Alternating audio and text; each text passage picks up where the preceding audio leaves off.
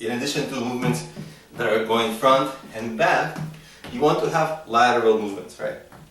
So a simple walking lateral movement is basically this. You can do this during stretching. It's easy. If you want more, you start going like this. Some people call this skater hops, right? You go.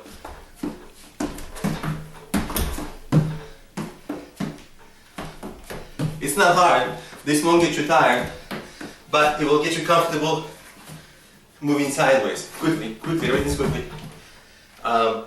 So for sports, you want to do this really quickly. That's why a lot of times you see the football players on TV when they show them training, they have these tires and they go through the tires.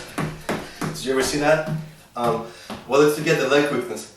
And with all of these, if you're just doing this for fitness, you don't need that. But if you're doing this to improve at some sport, you want to, no matter who you are, improve your quickness. Because it's how you quicker react and get to the play.